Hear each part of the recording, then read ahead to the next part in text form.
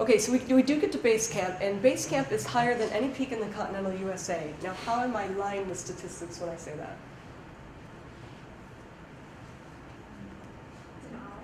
What? Yeah, correct. Absolutely. I said continental, and she called me out because I excluded Alaska. Absolutely right. Denali and Mount McKinley are not part of continental USA. Good job. Well spotted. So correct, that's 17,500. Denali is 20,320. I think they're saying now it's gone down a little bit more with the last metrics that they've measured, but that's exactly why. So anyway, this is home for 4 to 6 weeks, and dining tent. There's a shower tent we can't use very often, maybe every 5 days. All of our individual tents, and I'm holding what you think I'm holding, and we'll quickly pass that by. The Kumbu Icefall is a very dangerous place, and this is what happens between base camp and Camp 1. You've got to cross it to get to Camp 1.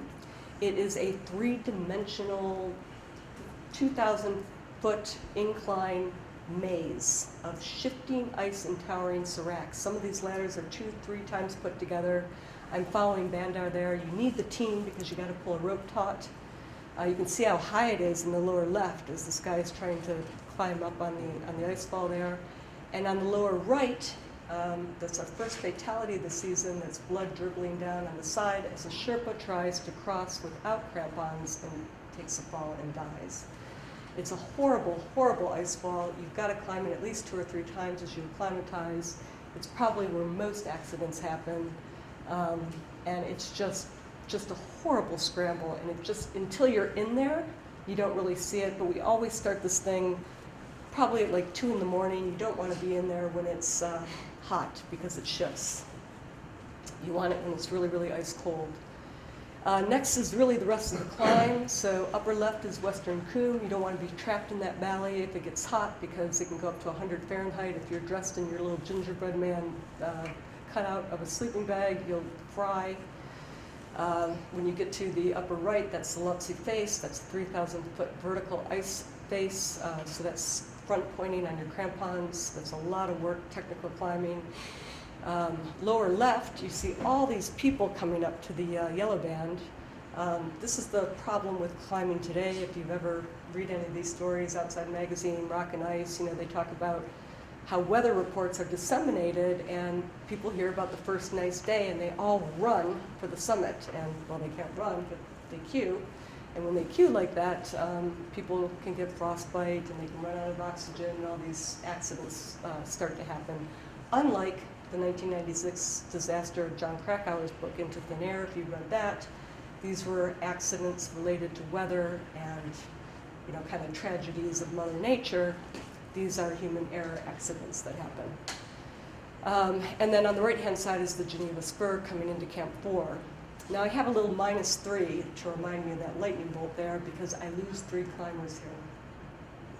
10 becomes 7. Who do I lose? I lose my 2 oldest guys.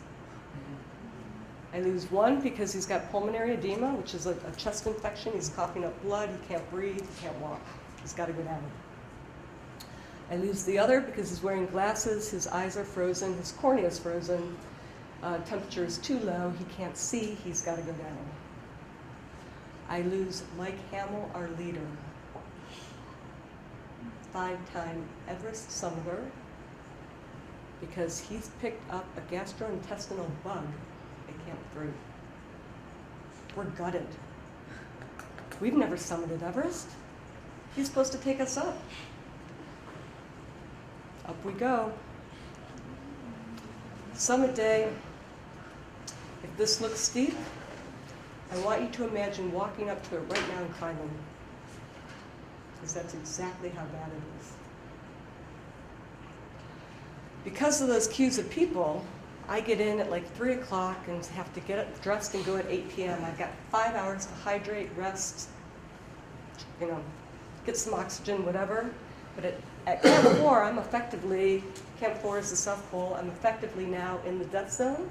It's called the death zone because you are literally dying. What does that mean?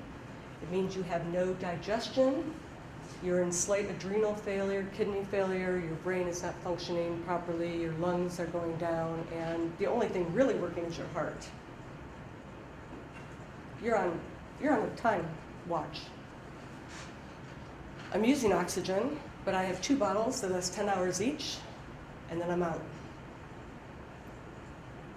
So I start, and I don't have a very good time. Actually, I have a great time in that I'm first up, I'm first down, I have an amazing summit, but I don't psychologically have a great summit.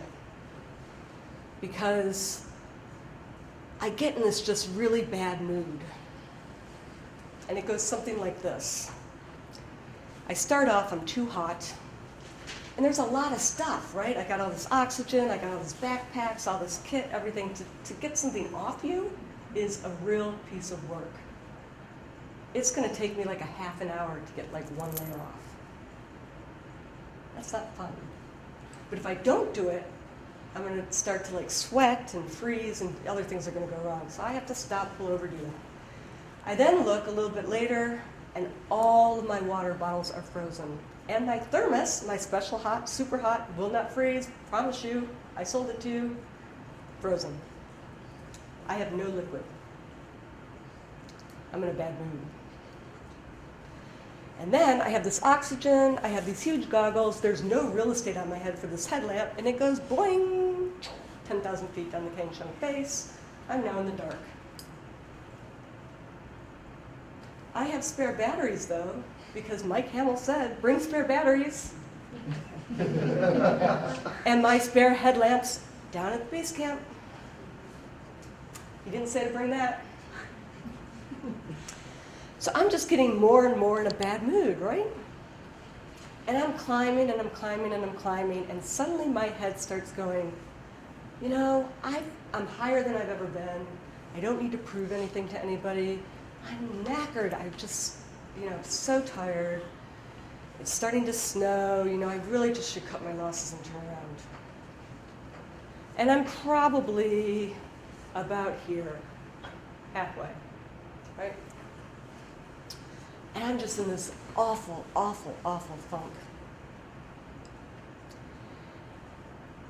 And I look up, and there's like the stars, there's the snow, and the headlamps, but they all look the same thing, because I'm probably hallucinating. But anyway, out of the blue, it starts. And I hear myself go, 99 bottles of beer on the wall, 99 bottles of beer, take one down. And I swear to God, that song is so long, it took me from here to here, balcony. I got an oxygen change, and I was a happy camper. But the interesting thing, I don't know where that song came from. I don't remember ever singing it before. But unlike a row, row, row your boat, right, which is in perpetuity and goes nowhere, the 99 bottles of beer on the wall kept me focused. It made me count. Because I can't see, there's no run to this tree or run to this rock or watch that. There's nothing. The stars look like the headlights look like, it's whatever. There's no focus. But I had to get out of that negative place, right? Anyway, I get to the top, and my camera is frozen, so I have no way to take a picture. And my backup batteries are frozen. So I wait for the Finn, because he and I change places to who's first and second. He comes and he takes that picture of me. And I'm all excited, so I'm like, take some more pictures, it's bright out there. And he's so exhausted, he's like, can't be bothered. He's having an awful, awful time. So we go down. I get down at 10 o'clock. I wait 2 hours till noon. Nobody from my team is down. Oh, shit. So I go to Camp 2. I wait there. Nobody from my team comes overnight. They all stay at Camp 4.